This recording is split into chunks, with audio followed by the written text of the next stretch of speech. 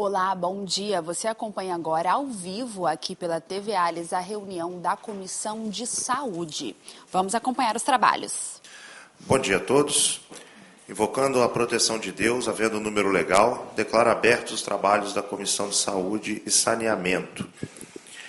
Leitura e apreciação das atas. Ata da 7ª reunião ordinária e 3ª sessão legislativa ordinária da 20ª legislatura. Dispensa a leitura das atas, considera aprovadas e solicita à Secretaria da Comissão que encaminhe cópia para os deputados membros. Se algum deputado quiser propor alguma retificação ou emenda, poderá fazê-lo nas próximas reuniões. Leitura do expediente. Solicito à supervisora Leila Paiva Ribeiro de Assis que proceda à leitura do expediente. Correspondências recebidas. Convite do Hospital Infantil de Cachoeiro de Itapemirim para participar do Fórum Regional de Boas Práticas e Desafios na Assistência ao Parto, com apoio da Superintendência Regional de Saúde e Unimed Sul Capixaba, que será realizado nos dias 26/9 e 25, sexta-feira, às 18h30, mesa de debate, e 27/9 de 2025, sábado, das 7h30 às 18h, workshop ministrado pelo Dr. Edson Borges, referência nacional em saúde materna, no auditório da Escola Estadual Presidente Getúlio Vargas. Vagas gratuitas e limitadas. O evento convida profissionais da saúde a participarem desse encontro, que vai reunir especialistas para discutir qualidade e segurança no atendimento às gestantes. Um evento importante, um convite importante do Hospital Infantil de Cachoeiro de Itapemirim, a maior maternidade do sul do estado, hoje realizando quase 400 partos mês, de alta complexidade e de alto risco e risco habitual. Vai debater com especialistas, com experts da área. Eu estarei lá representando a Comissão de Saúde, estendo aqui também o convite a todos os parlamentares membros dessa comissão, para que nós possamos traçar esse debate. Ciente a Secretaria da Comissão. E-mail da Gerência de Políticas e Organização das Redes de Atenção em Saúde Géporas, encaminhando manifestação técnica sobre estudo técnico solicitado pelo presidente da Comissão de Saúde na primeira reunião do Grupo de Trabalho sobre Terapia Renal, em 19/8/2025, referente às necessidades, vazios assistenciais e viabilidade de novos serviços em terapia renal substitutiva no Espírito Santo. Outra reunião importante, esse grupo de trabalho que nós criamos, deputado Fábio, para discutir a terapia renal substitutiva, aprovado nessa comissão, um debate que imprime uma agenda bastante importante no Estado para um doente que é um doente crônico, um doente com insuficiência renal crônica e que 3 vezes por semana tem que sair da sua casa para fazer a famosa hemodiálise. E por muitas vezes percorrer distâncias ademais, quando nós precisamos pensar uma saúde descentralizada. Então, aqui, já respondendo a uma das demandas da comissão, que eu mandei levantar onde estão os serviços, onde estão essas vagas e quais são os vazios assistenciais para que a gente possa traçar um plano de expansão que seja de verdade exequível, autossustentável e bom para a população capixaba. Ciente a Secretaria da Comissão. Ofício número 70 de 2025, do senhor Paulo de Oliveira Cruz Neto, vereador do município de Itapemirim, solicitando apoio à audiência pública para intermediação entre o município de Itapemirim e o Hospital Evangélico de Cachoeiro de Itapemirim, sobre a continuidade dos atendimentos no Hospital Evangélico Litoral Sul. Vereador Paulo Neto, vereador importante, atuante da cidade de Itapemirim, sempre reivindicando mais saúde, e aqui em relação ao Hospital Evangélico Litoral Sul. Um hospital que oferta serviços hoje de média complexidade para o governo do Estado e que tinha uma parceria com a Prefeitura Municipal de Itapemirim, do município de Itapemirim, que foi subitamente rompida essa parceria e o pronto-socorro do hospital fechado. Então, Paulo Neto está aqui preocupado com a saúde do povo de Itapemirim, uma preocupação que é comum, não só ao Paulo, a mim, mas à população de Itapemirim. Então, nós, claro que pensamos na saúde como um todo, preocupado com as vidas, e o Paulo tem aqui o meu apoio para que a gente possa traçar esse debate e ampliar serviços na queridíssima cidade de Itapemirim. Ciente a Secretaria da Comissão. Ofício número 71 de 2025, do senhor Paulo de Oliveira Cruz Neto, vereador do município de Itapemirim, solicitando a realização de audiência pública visando o combate à dependência química. Ciente, a Secretaria da Comissão.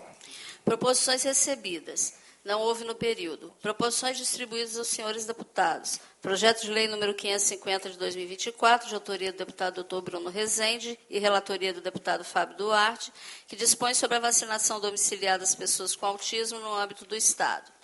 Projeto de lei número 222 de 2024, de autoria do deputado Sérgio Meneghelli e relatoria do deputado Hudson Leal, que dispõe sobre a oferta de consultoria de amamentação na rede pública estadual de saúde no Estado do Espírito Santo. Proposições sobrestadas, projeto de lei número 326 de 2023, de autoria da deputada Camila Valadão e relatoria do deputado Pablo Moribeca, que institui o caráter permanente de laudos e relatórios médicos que atestem qualquer deficiência, doença ou transtorno permanente. Proposições baixadas de pauta não houve no período. Devolvo a palavra ao presidente.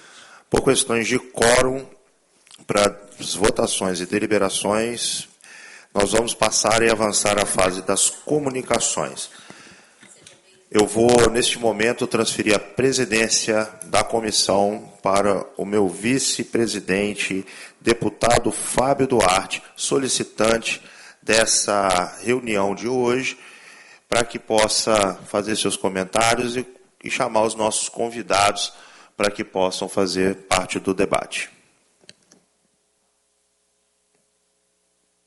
Bom dia a todos. Primeiramente, agradecer a Deus, por mais essa oportunidade que Ele nos permite de podermos estar aqui debatendo temas tão relevantes para a sociedade capixaba.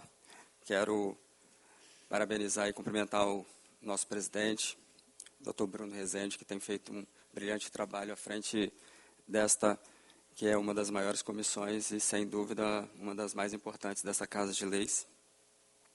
Quero cumprimentar o Dr. Ricardo Ewald, que sempre está presente aqui conosco. Deus abençoe, querido. Cumprimentar o nosso diretor-geral do Hospital Jaime dos Santos Neves, Gilberto. Obrigado, querido, pela presença. A doutora Alessandra Bernardino, muito obrigado, querido.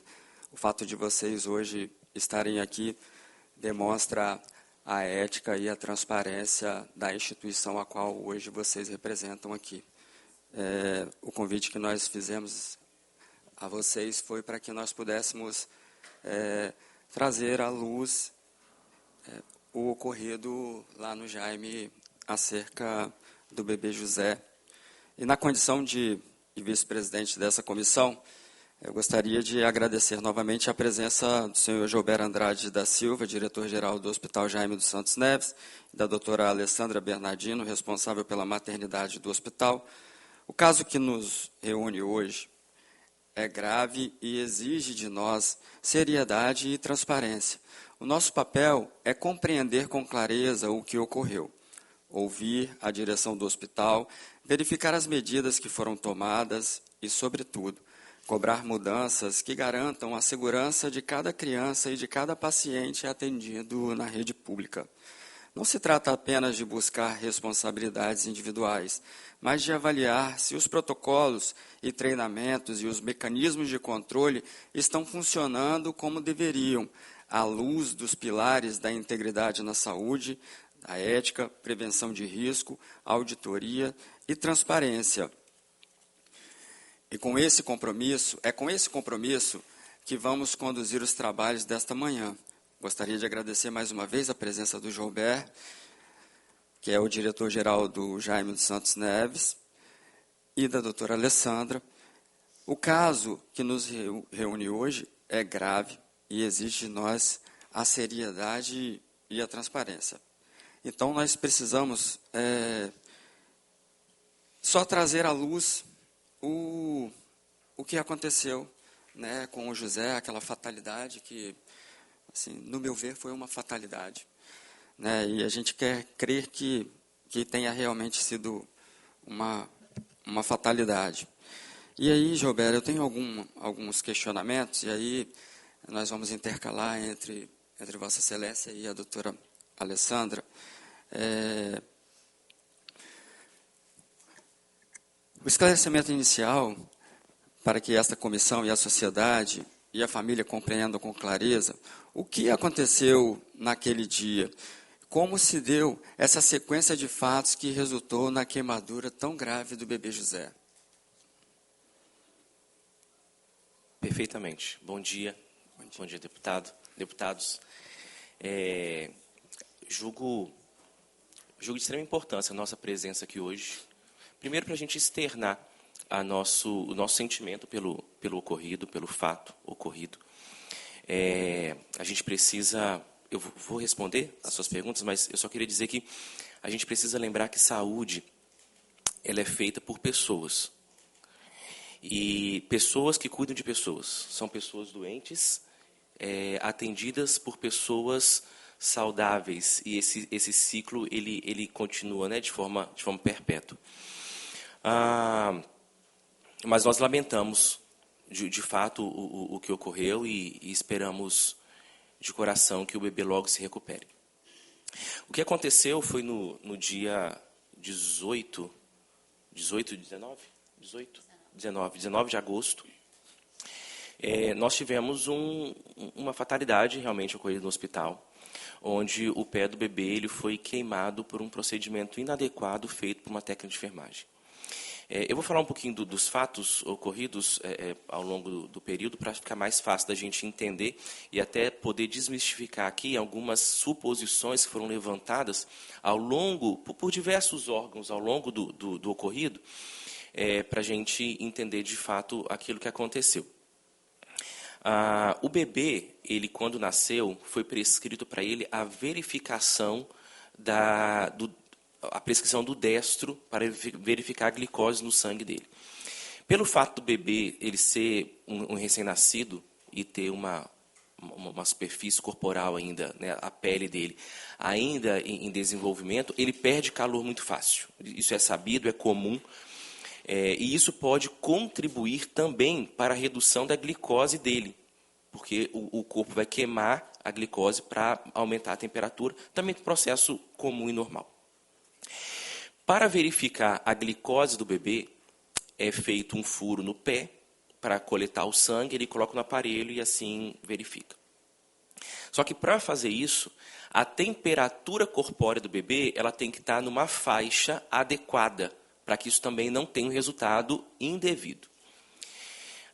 Quando foi ver a temperatura do bebê para fazer a punção no pezinho e coletar o sangue, foi visto que a temperatura do bebê estava abaixo do ideal. Então, seguindo os protocolos, a técnica de enfermagem em questão, ela solicitou que a mãe e a avó aquecesse o bebê com mantas, luvinhas e, enfim, o que foi feito. Quando ela foi verificar a temperatura novamente, ela verificou que a temperatura do bebê ainda estava aquém do necessário. Então, ela fez novamente o procedimento correto, conforme descrito nas nossas instruções normativas, de levar o bebê para o berço aquecido, numa sala ao lado do quarto onde o bebê estava. Ela levou o bebê, então, tirou a roupinha do bebê junto com a avó, também estava presente no local. Obrigado. E ligou o aparelho para aquecer o bebê. Até então, procedimento normal e adequado. No entanto, a partir daí, e a gente entende que foi a causa do fato, ela pegou um algodão, ela aqueceu o algodão na resistência superior do berço aquecido, para aqueles que talvez não tenham a familiaridade, é um berço com uma proteção em acrílico, ele tem um braço que se estende a uns 70, 80 centímetros do berço, aonde tem uma irradiação de calor, ali tem uma fonte de calor onde irradia o calor para aquecer o bebê. Nessa parte superior, tem uma resistência que é aquecida por eletricidade e dali irradia calor. Ela pegou um algodão, ela encostou na resistência em cima, no intuito de aquecer o algodão, e esse algodão aquecido ela colocou no pé do bebê, para aquecer mais rápido e assim ela poder coletar o exame que ela deveria. Segundo relatos, ela aqueceu, colocou na mão, viu que não estava quente, colocou no pezinho do bebê e colocou o sapatinho por cima. determinado momento, posteriormente, viu que o algodão estava pegando fogo e queimou o pé do bebê. Isso foi o que aconteceu. A atuação da técnica, até o momento de levar para o berço aquecido, ele estava de acordo com os nossos protocolos. O ato dela aquecer o algodão e colocar no pé do bebê, isso não e nunca foi orientado pelo hospital, não faz parte dos nossos protocolos, nem protocolo algum, e foi o que de fato aconteceu para que o pé do bebê ele sofresse queimadura. Então não foi algo relacionado a equipamento, não foi algo relacionado a qualquer outra situação, a não ser de fato um procedimento inadequado feito pela técnica de enfermagem. Desde o primeiro momento, Gilberto, que tipo de acompanhamento e apoio a direção do hospital prestou à família, além do afastamento dos profissionais e de outras medidas que já foram adotadas para mostrar o compromisso da gestão com a integridade e com a transparência? Tudo, a partir desse ocorrido, ele desenrolou de uma maneira muito séria e muito rápida. A partir do momento que o hospital viu que o pezinho do bebê estava queimado, ele foi direcionado à nossa unidade de tratamento neonatal. Ele estava na maternidade, o bebê rígido. Ele foi levado para a unidade neonatal para acompanhamento mais específico. Nós convocamos, então, e tivemos o parecer de uma equipe especializada, cirurgião pediátrica e a pessoal do Centro de Tratamento de Queimados, para também fazer uma avaliação, onde foi prontamente o bebê medicado, colocado uma pomada na ferida, né, e feito as tratativas para a dor. E, em paralelo, a nossa equipe multi, serviço social e psicologia, acompanhou a mãe e a avó durante o período que elas estiveram lá, até a transferência do bebê para o hospital infantil. O bebê ele foi transferido para o hospital infantil no dia seguinte. Isso aconteceu no final da tarde de uma terça-feira. Na quarta-feira, o bebê ele foi transferido para o hospital infantil por ser o hospital referência em queimaduras pediátricas. Então, desde o momento ocorrido até a transferência do bebê e da família, essa família ela foi acompanhada pelos profissionais do hospital. Nós tivemos uma resistência grande, parte da família, completamente entendível diante dessa situação, mas o hospital, a partir desse momento, ele fez aquilo que precisava ser feito para o bebê e para a família também. Então, a outra pergunta que eu iria lhe fazer era com relação aos protocolos, e você já respondeu que a maternidade ela possui os protocolos e a técnica de enfermagem ela fugiu dos protocolos. Perfeitamente. Né? E, dessa forma, ocasionando a lesão grave na criança. Com relação à questão dos códigos de ética e de conduta, os procedimentos realizados pela enfermagem que se enquadram dentro do Código de Ética e de Conduta do hospital, como a instituição pretende registrar oficialmente e lidar com essa violação, garantindo que ela seja tratada de forma transparente? Quais foram, né, ou quais são os procedimentos que a instituição está tomando com relação a esse grave ocorrido quanto à questão da técnica de enfermagem que infelizmente ocasionou essa grave lesão? Perfeitamente. Deputado, o hospital ele tem uma política de cultura justa frente ao erro. Isso quer dizer que a gente vai tratar o erro de maneira justa. Do momento em que aconteceu, a partir do momento que aconteceu, o hospital ele abriu uma sindicância para verificar o que de fato tinha ocorrido e quais eram as situações que envolviam todo o processo. Quando nós temos um erro no hospital, o primeiro ponto que nós vamos identificar e buscamos identificar é se no processo houve alguma falha. Primeiro a gente tenta identificar a falha baseada em processos para depois a gente partir para as pessoas. E ao verificar o ocorrido, nós identificamos que todos os nossos fluxos, todas as nossas instruções, todos os nossos informativos, eles estavam adequados. E se fossem devidamente seguidos, como é o que nós preconizamos e recomendamos, o fato não teria acontecido. Nós identificamos que a falha ela ocorreu devido a uma atitude, uma ação deliberada de uma profissional que estava conosco há 3 meses no hospital. Essa profissional, acho que é importante citar, que quando ela entrou no hospital, ela passou por um treinamento inicial, né, onde as pessoas, todos os funcionários, eles entram. Ela, ao entrar na maternidade, ela estava e ficou acompanhada durante todo o período de experiência dela de uma outra técnica de enfermagem mais experiente. No momento que aconteceu, nossa maternidade ela estava com 60% de ocupação. Ou seja, eu tinha o dobro de equipe disponível para ali atuar, tanto de técnica de enfermagem como de enfermeiros.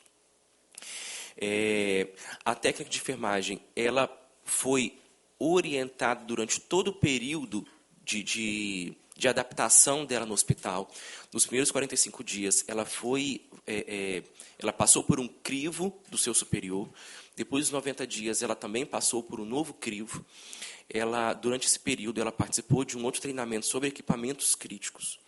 Então, a gente entendeu que o hospital ele promoveu, além das instruções que ela tinha devido ao curso técnico de enfermagem que ela concluiu, todas a possibilidade de fazer aquilo que era correto.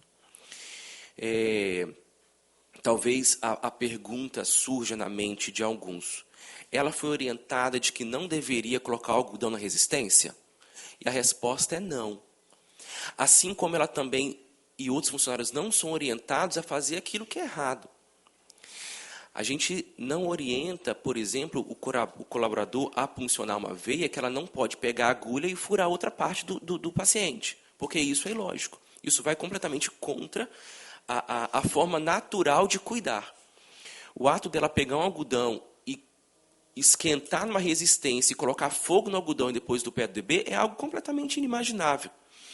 Mas nós entendemos, através da validação que nós fizemos e da investigação, que tudo o que o hospital ele poderia fazer naquele momento para que o fluxo fosse seguido corretamente, ele foi feito. Então, quer dizer que não há pontos de melhoria? Sempre há pontos de melhoria. Todo fluxo, toda a instrução normativa, todo POP, tudo que nós pegarmos hoje para verificar, nós podemos melhorar. Isso é um fato. E nós vamos melhorar. Nós colocamos informativos ao lado do berço aquecido, de forma bem clara que agora não pode aquecer algodão e fazer tal coisa. Nós já tínhamos instruções falando que não pode colocar bolsa quente, luva aquecida, né, no bebê para fazer esse aquecimento. E agora também nós incluímos a questão do algodão. Mas nós entendemos, depois da averiguação, que de fato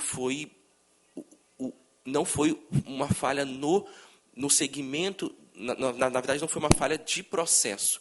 Foi uma falha no atendimento aos processos que já estavam designados. E, por isso, nós entendemos e optamos pelo desligamento desta colaboradora. Tá? As nossas fontes de contato com os pacientes eles permanecem abertos para o contato com essa família, né, através da nossa ouvidoria, mas em relação à colaboradora, ela não faz mais parte do quadro de colaboradores do Jaime. Parabéns. Doutora, que tipo de treinamento é oferecido hoje às equipes da UTIM e neonatológica e a enfermagem em relação à segurança dos recém-nascidos? Bom dia. Bom dia. Eu queria complementar, né, a fala do Joubert em relação ao processo, né, de admissão até mesmo da nossa instituição. A nossa maternidade é uma maternidade de alto risco, né, e desde 2013 a gente faz uma média de mais de 250 partos, né, por mês na nossa instituição. Foram quase 20 mil partos, 30 mil partos nesse período. Todos os profissionais, quando eles são contratados, eles passam por um crivo até muito rigoroso, né? Todos apresentam currículo, tem que ter sua formação, tem que ter o seu registro, eles fazem testes psicológicos, eles fazem prova técnica, eles passam por uma entrevista com o gestor. Então, a gente contrata pessoas que estão habilitadas para estar trabalhando. E nessa maternidade, a minha formação é enfermeira, eu tenho 29 anos de profissão, eu tenho especialização em enfermagem e neonatologia, já trabalhei com neonatologia, em 29 anos de profissão, eu nunca vi essa prática sendo realizada dentro de um hospital, muito menos dentro de uma UTI neonatal. Então, para a gente foi uma grande surpresa, enquanto profissional, enquanto enfermeira principalmente. Como o Gilbert falou, todas as técnicas, todos os processos, eles são desenhados para atender a segurança do paciente. Então, a gente não podia imaginar que isso fosse acontecer. Mas aconteceu e a gente entende que isso foi uma fatalidade realmente, tá? Quando o profissional ele entra na instituição, mesmo ele tendo formação e capacitação, como neste caso, né, um bebê, quando ele nasce, ele tem essa questão da temperatura corporal, do controle. Por isso que todo bebê ele tem que ficar muito bem agasalhado, ele tem que ficar com touca, com luva, com meia, com mantinha, porque ele perde calor muito fácil. A superfície corporal do bebê facilita essa perda de calor porque ele tem pouca gordura. Então, a hipotermia, que é a temperatura baixa, ela é comum em uma maternidade ou numa UTI neonatal. Por isso que em UTI neonatal as crianças ficam em berço aquecidos, né? E na maternidade a gente orienta sempre os pais, né, para deixar a criança muito bem aquecida e agasalhada. Então a gente verifica essa temperatura, porque nessa temperatura ela pode interferir nos resultados dos exames, como é o destro que essa criança precisou de fazer. O controle de glicemia capilar também ela é muito comum em maternidade. Por quê? Porque a criança, quando ela está dentro, né, do ventre da mãe, ela é alimentada pela mãe. E quando ela sai do ventre, ela está no alojamento conjunto, ela precisa amamentar. Então, se a criança ela não tem uma complementação, uma suplementação adequada, a gente precisa complementar esse leite da mãe. Então, a gente verifica essa glicemia capilar. Então, tanto a verificação de temperatura quanto a verificação de glicemia capilar, ela é uma prática diária da assistência de enfermagem. Ela é uma prática que está dentro do currículo de formação dos profissionais. Então, é uma prática que já vem da formação da pessoa. E nesses 3 meses que ela ficou lá dentro do hospital, ela fazia isso todos os dias, essa verificação, tanto da temperatura quanto de glicemia capilar. E nós temos essa prática de fazer essas capacitações dos profissionais de acordo com os nossos protocolos institucionais, não dessas práticas básicas de assistência. Nós temos uma LNT, que é um levantamento de necessidade de treinamento que a gente faz anual. Então, cada unidade ela tem 2 horas homem treinamento por mês que a gente faz de capacitação durante todo o ano. Né? E, além disso, os treinamentos específicos que surgem na necessidade. Às vezes, uma nova tecnologia que a gente vai implantar, uma nova prática, um novo protocolo.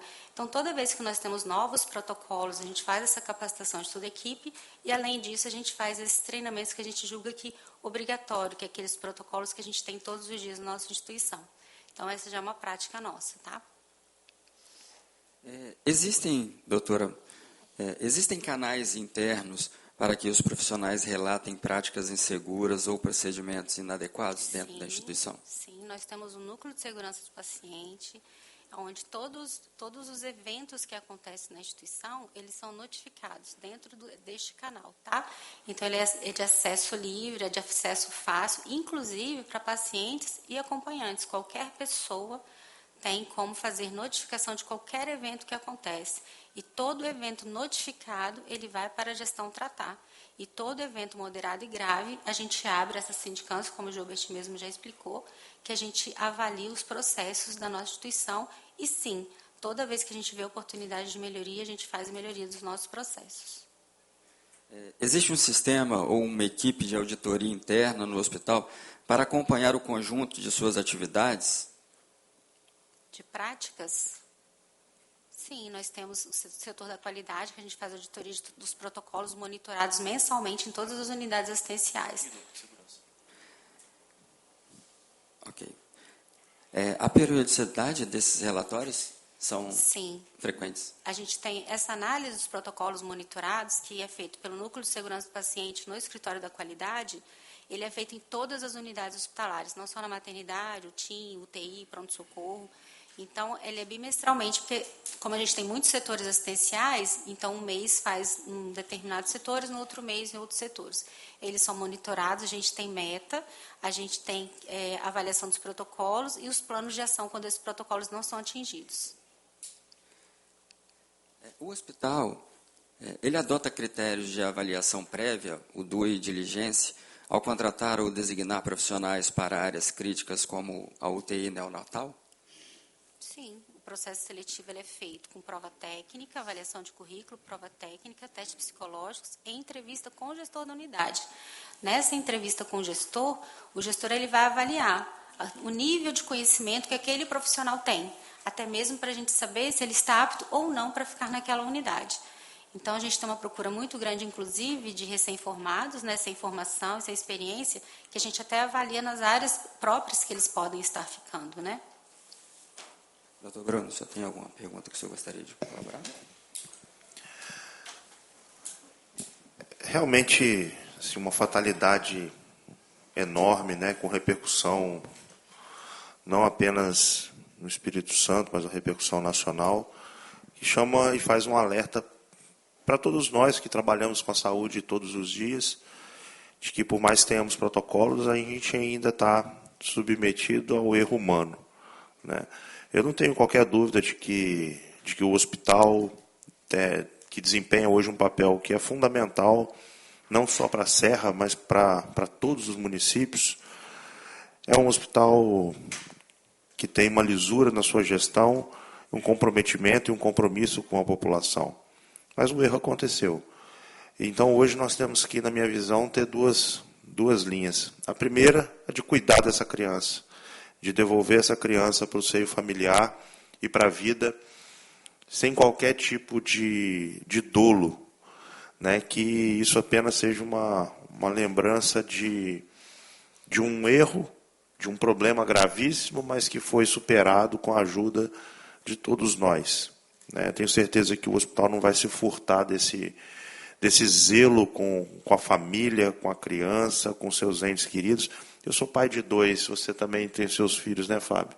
4. Então, quando a gente viu aquele pezinho queimado, eu tenho certeza que eu vi ali como se fosse a Maria ou como se fosse o Eduardo, né? Meu coração tremeu, eu tenho certeza que o de vocês também, né? Tenho uma absoluta convicção disso, até porque nós estamos diante de pessoas, de homens e mulheres que têm zelo com a saúde do povo capixaba.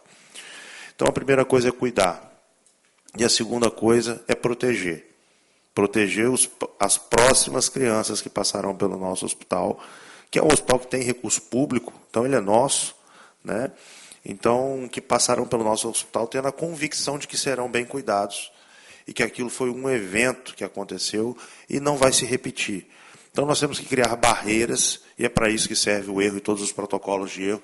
Todos os hospitais, Fábio, tem que ter protocolos, porque o erro ele acontece, né? Só não errou na vida quem não viveu, né? Todos nós cometemos erros, não só na medicina, mas em qualquer outra profissão, em qualquer outra relação humana, né? Naturalmente que erros têm níveis diferentes, né? Mas vocês estão mostrando aqui nessa comissão que tem os protocolos, que estão revisitando todos os processos para minimizar ainda mais a chance de um erro humano como o acontecido se repita na maternidade.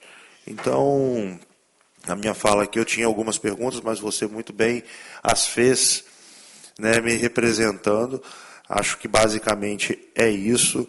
E a minha única colocação aqui é a preocupação em relação ao bebê, que a gente continue zelando por ele, pela sua família, acompanhando essa família, acompanhando esse bebê, até que a vida deles possa ser retomar a absoluta normalidade. Tá bom? Queria agradecer por vocês não se furtarem aos esclarecimentos, estarem aqui agora, mostrando e prestando esse esclarecimento à sociedade. Todos nós, né, estivemos absolutamente envolvidos e comovidos com essa situação, né, Fábio?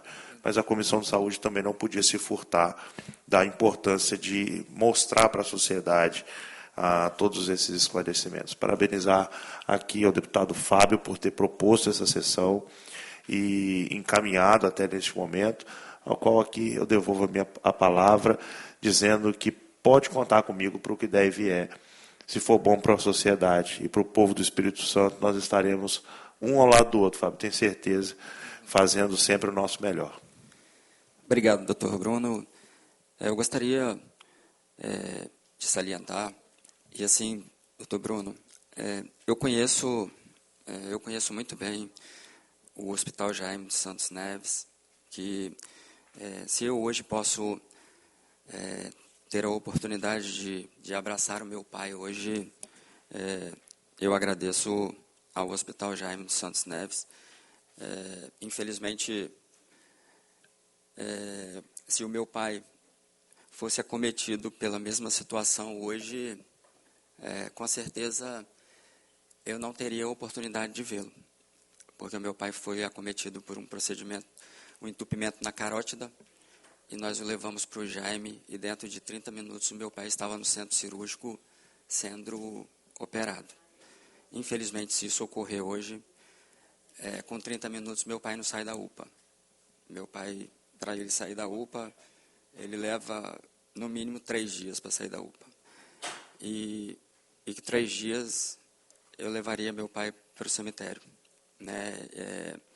Eu conheço muito bem a gestão de vocês, e o meu sonho, doutor Bruno, era que a EBS, ela assumisse o nosso materno-infantil da Serra, porque, infelizmente, o nosso hospital materno-infantil que nós temos hoje na Serra, porque a mãe, quando ela está gestante, os pais, na realidade, é a construção de sonhos. É um sonho que está sendo gerado. E, infelizmente, o nosso hospital materno-infantil, ele se transformou em um destruidor de sonhos. Porque não são poucas as crianças que, infelizmente, acabam indo a óbito no hospital materno-infantil. E, muitas das vezes, por forçar o paciente a ter o parto normal.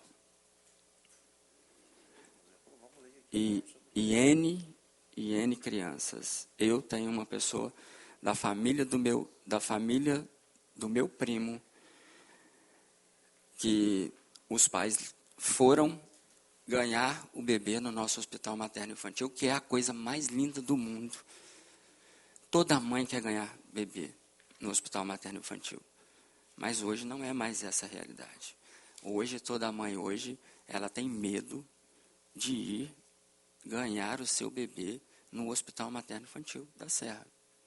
Infelizmente, hoje é a nossa realidade. E graças ao nosso bom Deus, que a prefeitura está rompendo o contrato, e em breve nós teremos uma outra instituição assumindo o hospital materno-infantil. E eu espero, em nome de Jesus, que esta nova instituição ela possa verdadeiramente fazer com que os serranos voltem a nascer na Serra. Quero aqui mais uma vez, Joubert, agradecer não somente a você, a doutora Alessandra. O papel nosso não é fazer show pirotesco, muito pelo contrário. Nós temos responsabilidade, nós temos seriedade, e é dessa forma que nós tratamos toda e qualquer situação que exista na saúde do Estado do Espírito Santo. Nunca aproveitando das pessoas para ganhar likes na rede social. Eu acho que a gente precisa ter um papel de responsabilidade. E foi para isso que nós fomos investidos, cada um de nós aqui investidos, deputados estaduais, para que nós possamos de verdade representar a população capixaba. E esse é o nosso papel. Nunca querendo usar as pessoas de escada e querendo usar situações como trampolim para que a gente possa chegar aonde quer que nós queiramos chegar. Nunca pautei a minha vida desta forma e não será agora que eu irei pautar.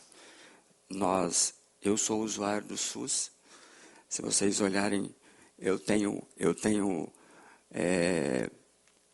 o meu cadastro lá no Jaime, porque eu fui acometido de uma queimadura e foi lá que eu fiz o meu tratamento. Todos os meus filhos utilizam o SUS. Não falo isso para me vangloriar. Eu falo isso porque eu acredito na saúde pública, da mesma forma que eu acredito na educação pública, porque todos os meus filhos utilizam escola pública. Então, mais uma vez, eu quero agradecê-los e parabenizar, mais uma vez, porque o fato de vocês estarem aqui demonstra o compromisso e o comprometimento que não somente vocês como profissionais, mas que a instituição ao qual hoje vocês representam demonstra para o Estado do Espírito Santo. Ética e transparência, acima de tudo. É o que nós almejamos que todas as instituições que prestam serviço para a nossa sociedade através de recursos públicos, elas tenham esse mesmo entendimento, né? Essa mesma consciência. Tá bom? Mais uma vez, Deus abençoe. E assim, como o doutor Bruno falou, o nosso papel é fazer com que essa situação ela não se repita. E nós precisamos, sim, dar toda e qualquer atenção necessária para que o José ele possa se recuperar o quanto antes. E, logicamente, infelizmente, são inevitáveis as sequelas. Mas, de uma certa forma, a gente precisa fazer com que isso possa ser minimizado, né, na vida dele, para que ele possa ter uma infância como toda e qualquer criança. Tá bom? Deus abençoe. Gostaria aqui também de estar agradecendo a presença da Rosiane Pereira, representante do Conselho Estadual de Saúde. Deus abençoe, querida. Devolvo a palavra ao nosso presidente. Muito obrigado, tá? Muito bem, mas é exatamente isso. E hoje mesmo nós estamos aqui e deliberamos agora há pouco o convite do Hospital Infantil de Cachoeiro com esse fórum de debate sobre as boas práticas ao parto. E a escolha da via de parto, ela não é tão simples, né? Ela precisa ser debatida tanto com a mãe, expondo os riscos e benefícios. Eu sempre entendi, Fábio, o médico como um orientador.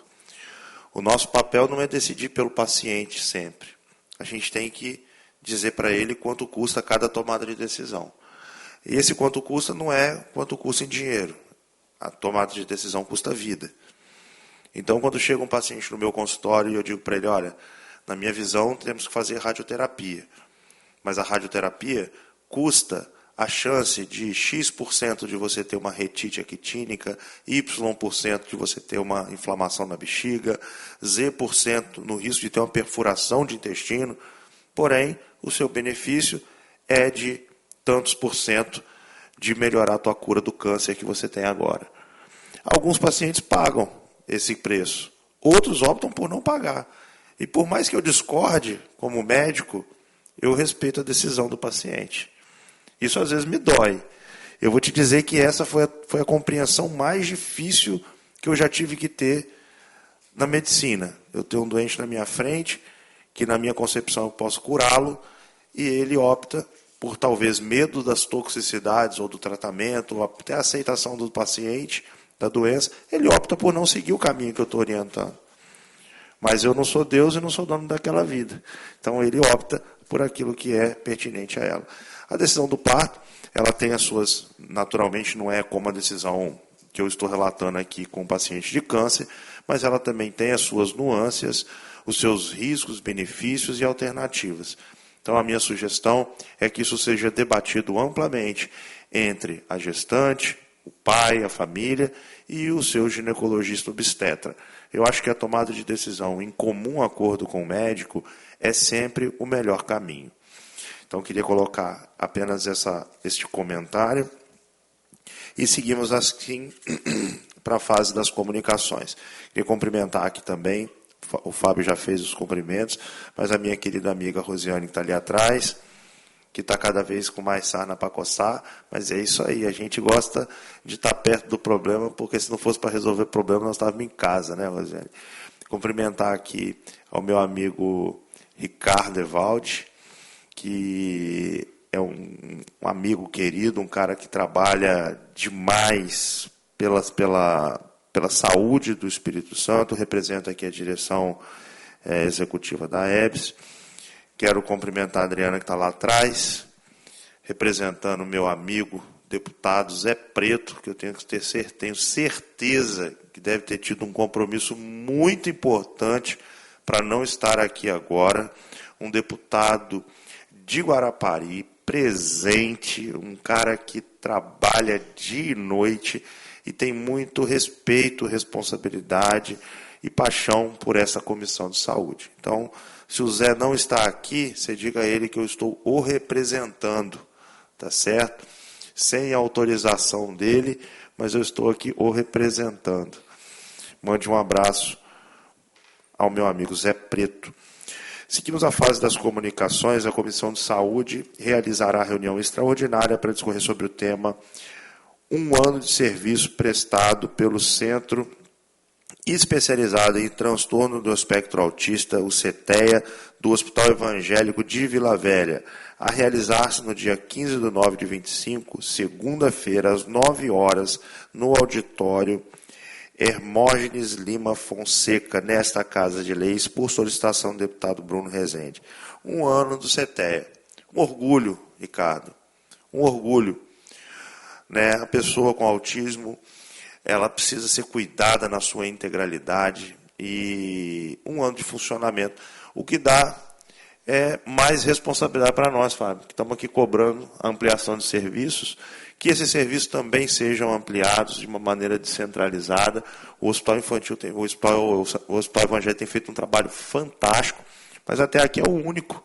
Então, nós precisamos ampliar isso, né, para o interior, para a gente poder levar também dignidade, assim como estão tendo as pessoas aqui da região metropolitana, mas da região sul, da região norte, noroeste, a região serrana, que hoje nós temos um local com expertise, com pessoas com experiência e fazendo um belíssimo trabalho. Nós estamos aqui para poder só agradecer mesmo e mostrar isso para o Espírito Santo, mas na ambição, nós aqui como representantes do povo, de ampliar esse serviço, né, Fábio? A Comissão de Saúde convida a todos para participar da audiência pública de prestação de contas dos trabalhos realizados pela Secretaria de Estado do primeiro quadrimestre de 2025, a ser realizada pelo senhor Tiago Hoffmann, secretário de Estado de Saúde, conformidade com o disposto no parágrafo 5º, artigo 36, da Lei Complementar 141/2012, a realizar-se no dia 30/9, terça-feira, às 9 horas da manhã, no auditório Augusto Rusk, nesta Casa de Leis. Sem mais para essa manhã, agradeço a todos os convidados, agradeço a você que nos assiste pela TV Ares e pelas redes sociais, agradeço a Deus, ao nosso gabinete, à Comissão de Saúde, à diretoria das comissões permanentes, servidores da Engenharia, Tecnologia e repórteres da TV, taquigrafia, sonorização, procuradores e consultor legislativo. Nada mais havendo a tratar, declaro encerrados os trabalhos dessa comissão e convido os senhores membros para a próxima, que será extraordinária, no plenário Rui Barbosa, nessa Casa de Leis. Um bom dia a todos e uma ótima semana.